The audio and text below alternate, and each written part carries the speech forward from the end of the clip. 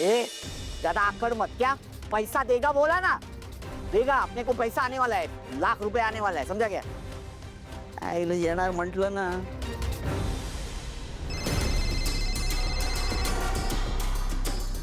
राजकुमार दादाचा फोन, यांनी काय काम काढलंय? हॅलो. ऐश्वर्या, मी ना घोड्याला पाण्यापाशी घेऊन जाऊ शकतो, पण पाणी घोड्यानेच प्यायचं असतं. जे काम करायला सांगितलेलं त्याचं काय झालं पुढे? एकतर मी तुझ्यासारखी रिकामी नाहीये, मला खूप काम आहेत. हो ग. हे तुला ती म्हण माहितीये का ग? हर कुत्ते के दिन होते. माझे खराब दिवस चालू आहेत ना, घे बोलून. कामाचं बोल लवकर. ऐश्वर्या, तू फार विसरायला लागलेस बरं. तुला मी सांगितलेलं ना, रात्री पाण्यात बदाम भिजवायचे आणि मग सकाळी उठून अनायशा पोटी खायचे, तरच बुद्धी तल्लक होते ना. नाही तर अशीच माठ राशी. काय लिमिट आहे सारंगनी बँकेमध्ये ठेवलेलं हे तुम्हाला सांगणार होतीस ना. हे बघ, त्याने 5 लाखाचं लिमिट ठेवलं, म्हणजे 5 लाखापेक्षा जर अमाऊंट कमी असेल तर तू विड्रॉ करू शकतो. आणि त्याचा फोन सारंग किंवा नीलला येणार नाही, सो ते करून घेतो. क्या बोल रही है? काय 5 लाख रुपये? ते 5 लाखांनी माझं का होणार आहे? तुझं? हॅलो. तसेही ते पूर्ण पैसे तुझे नाही आहेत, निम्मे पैसे माझे आहेत त्यातले, कळलं?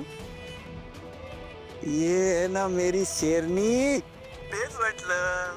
अजून तू तुझं तोंड उघडलं कसं नाहीस? कष्ट मी करायचे आणि मलाही तू खायचीस ऐश्वर्या. आणि तुला हे कोणी सांगितलं की फक्त तू कष्ट करतोयस आणि मी नाही करत आहे? काय काय केलंस ग तू माझ्यासाठी आतापर्यंत, सांग बघू. अच्छा, मी काय केलंय? हा जो काही तू बिनधास्त बाहेर फिरतोयस ना, ते फक्त माझ्यामुळे.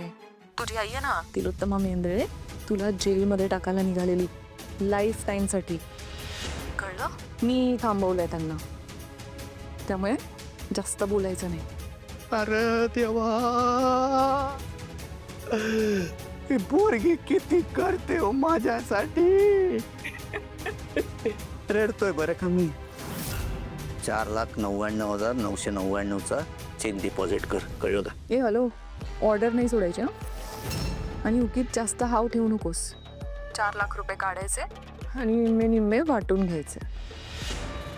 निम्मे निम्मे काय? निम्मे निम्मे कोणाचा फोन आहे? मग काही नाही.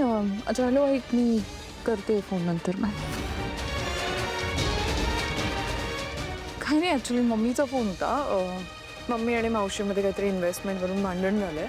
मी म्हटलं कशाला वाद घालताय ना, निम्मी निम्मी वाटून घ्या. बरं ठीक आहे ऐश्वर्या, लवकर बाहेर चल, ते प्रेसवाले आलेत, उशीर नको व्हायला. ॲज एफ आपल्यासाठी चालेल. जा तू, मी येते. बाहेर ये.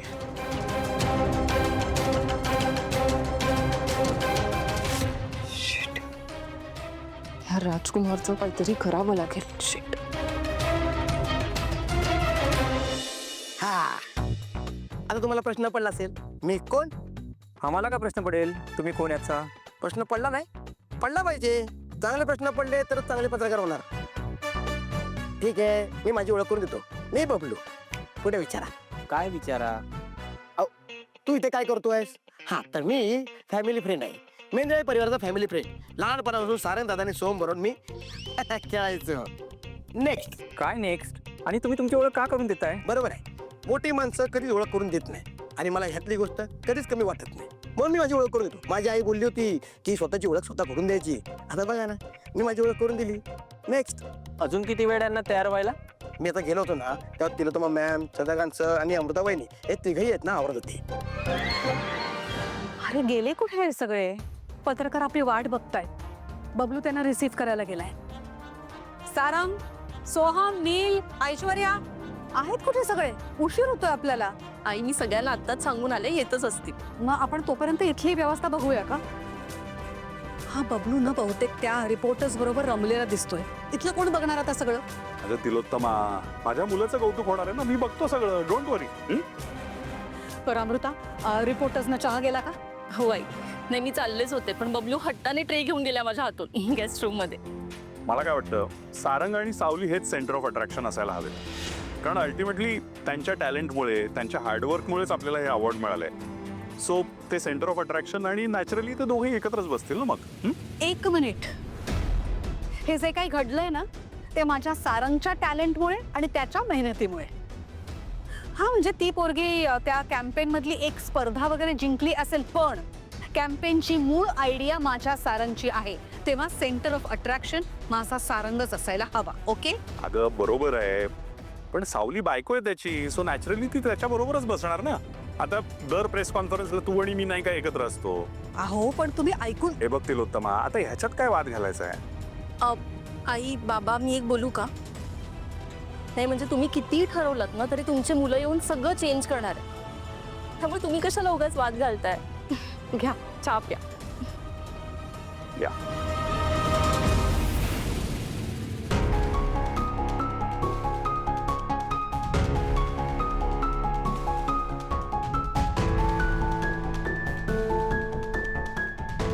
काय झालं सोहम?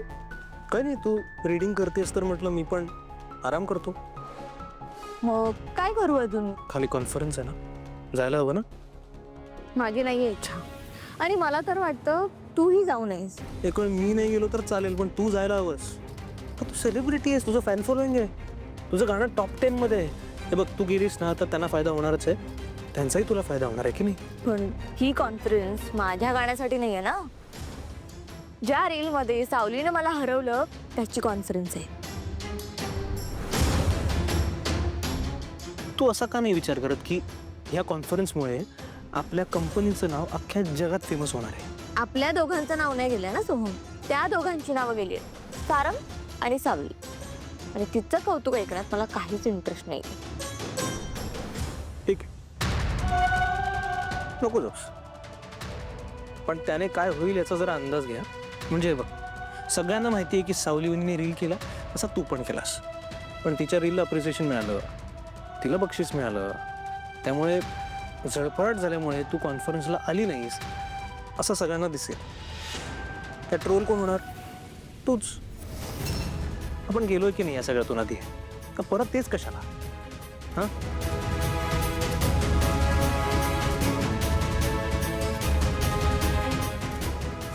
कार्ते हंगरी रशिता.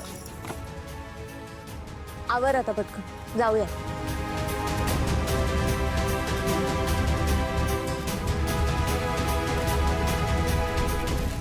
अरे या लवकर, किती वेळा बोलवायचं तुम्हाला? या पटकन. आम्ही सेटिंग अरेंजमेंट बद्दल बोलत होतो, कोणी कुठे बसायचं वगैरे सगळं. इतकंच आहे ना मॉम, डोंट वरी. सेंटरला सारंग बसेल, राईटला तुम्ही बसा आणि लेफ्ट साईडला सावली बसेल. मॉम ऐक ना, त्याच्यावर चर्चा नको, मी आणि सारंग बघतो काय ते. चल. सगळं काही तुम्ही दोघंच करणार आहात का? सोहम कुठे? सोहम आलो आलो आलो. मदत करे ना, जा पळ पटकन. सर बबलू कुठे आहे? मी फोन करते बबलूला. आज काही करून हा धागा सारंग सरांना बांधायलाच हवा, पण काय करू, संधीच मिळत नाहीये. तुम्हाला सांगतो, या बबलूने खूप कष्ट केलेत. कष्ट कष्ट कष्टच करायचा.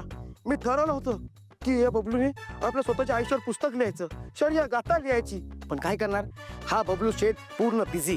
अहो वेळच नाही, त्यामुळे हे पुस्तक लिहायचं राहून गेलं.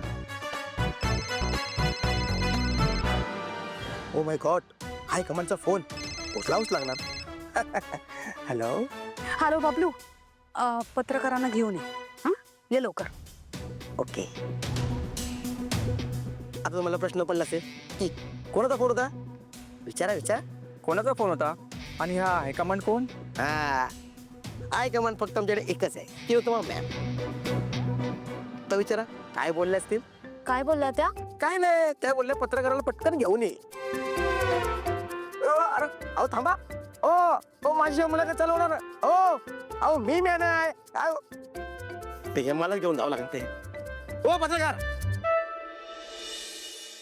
सगळ्यात आधी तुम्हा सगळ्यांचं स्वागत करते रूपम कॉस्मेटिक्स आणि मेंदळे कुटुंबातर्फे. आमच्या विनंतीला मान देऊन तुम्ही सगळेजण इथे आलात त्याबद्दल खरंच थँक्यू सो मच. अवॉर्ड कालच डिक्लेअर झाला. खरं सांगायचं तर मला विश्वासच बसला नाही. मला ना माझ्या सारंगचे पूर्वीचे दिवस आठवले, सारंगच्या उमेदीचे दिवस. खूप मेहनत करायचा, खूप कष्ट घ्यायचा आणि त्यावेळेस ना असे फोन वाजायचे सतत अवॉर्डसाठीचे. असं तुम्हाला जर का प्रश्न विचारायचे असतील तर यू मे प्रोसीड. सगळ्यात आधी तुमचं सर्वांचं अभिनंदन. थँक्यू. सारंग सर, इतका मोठा पुरस्कार मिळालाय, काय भावना आहेत तुमच्या? नक्कीच आनंद झालाय. आणि ही मेहनत फक्त माझ्या एकट्याची नाही आहे, माझ्या आईवडिलांची आहे. कारण ही कंपनी त्यांनी उभी केली आहे. माझे भाऊ नील, सोहम, बबलू, ऐश्वर्या वहिनी आणि ऑफकोर्स अमृता वहिनी. ती कंपनीमध्ये काम जरी करत नसली तरी आमची सगळ्यांची काळजी घेते. आणि last but not the list, माझी बायको सावली.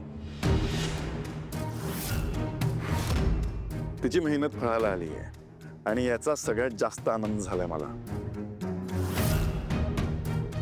सॉरी मॅडम, हा पुरस्कार मिळाल्यावर तुम्हाला कसं वाटलं?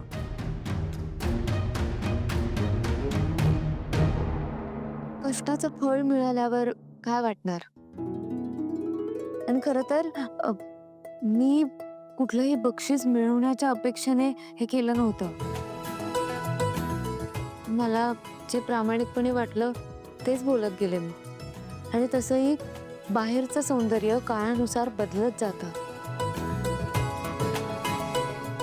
पण आतलं सौंदर्य काळालाही पुरून उठतो.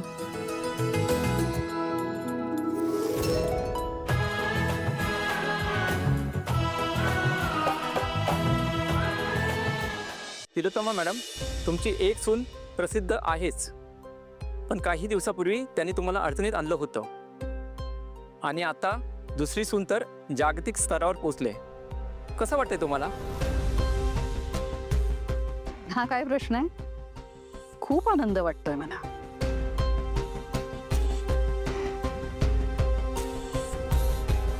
सर, रोज पटेल सारख्या कॉस्मेटिक क्षेत्रातल्या मोठ्या कंपनीला तुम्ही हरवलंय, जी गेली 10 वर्षे बक्षीस मिळवत होती. काय वाटतंय तुम्हाला? ही तुमची नवीन सुरुवात असेल असं म्हणायचं आहे का?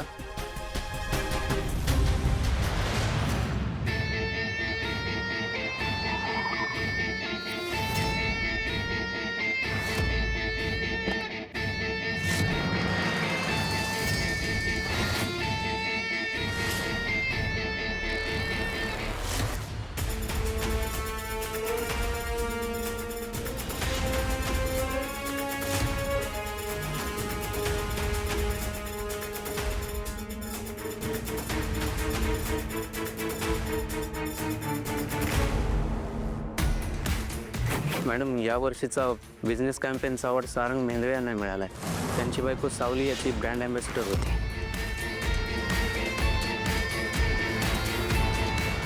हे बघा, इन्स्पायरिंग नक्कीच आहे, पण रोज पेटल्स सारख्या एवढ्या मोठ्या कंपनीसोबत स्पर्धा करणं ही जरा अतिशयोक्ती होईल. सो मी म्हणेन की आम्ही आमचं काम करत राहू. बाकी रिझल्ट्स तुमच्यासमोर आहेतच.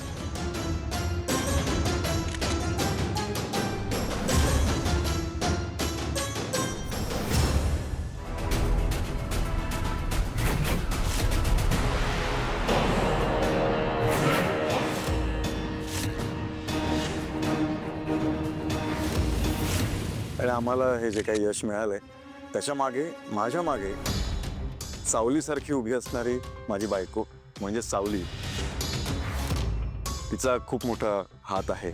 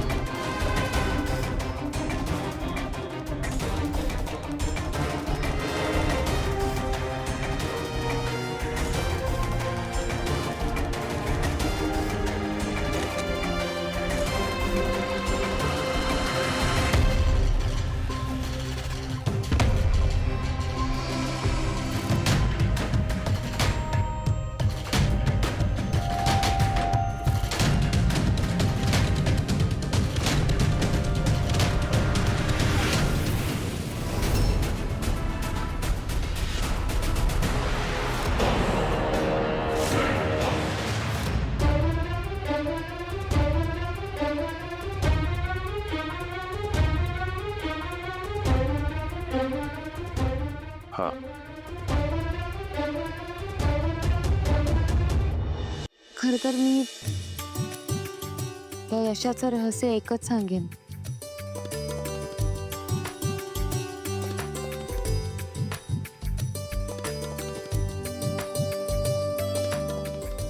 ते म्हणजे एकमेकांवर असलेला विश्वास आणि प्रेम.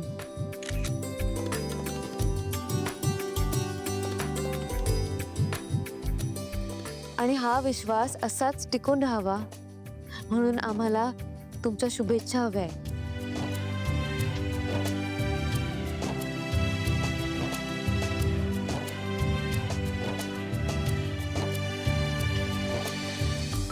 तुम्ही सगळे इथे आलात, खूप छान वाटलं. धन्यवाद. थँक्यू.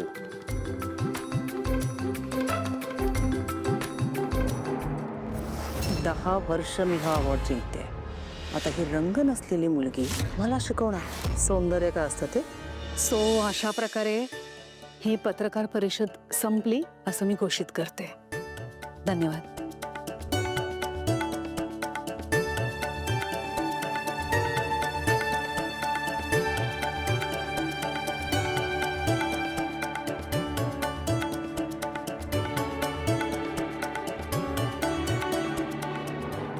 धागा कसा आला माझ्या हातावर?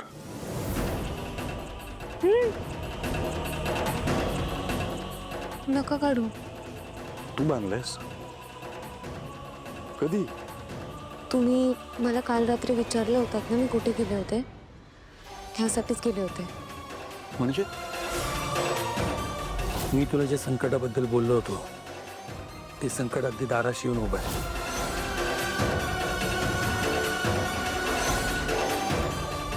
सावली, तुझ्या सौभाग्यावर संकट येणार. हा धागा जोपर्यंत त्याच्या मनगटावर आहे तोपर्यंत कुठलंही संकट त्याच्यावर आलं तरी तो त्यावर मात करू शकेल, त्यातनं मार्ग काढू शकेल. लवकरात लवकर तुला हा धागा त्याच्या मनगटावर बांधायचा. पण जगन्नाथ जे स्वतः म्हणतात ना की तू माझी आयुष्य रेषा आहेस, मग तू असताना या धाग्याची काय गरज? हो पण तरी माझा विश्वास आहे म्हणून बांधलाय मी. मला तुमची खूप काळजी वाटते सारंग सर. आणि शिवाय हा धागा तुमचं रक्षण करेल. तुझा विश्वास आहे ना, मग राहू दे.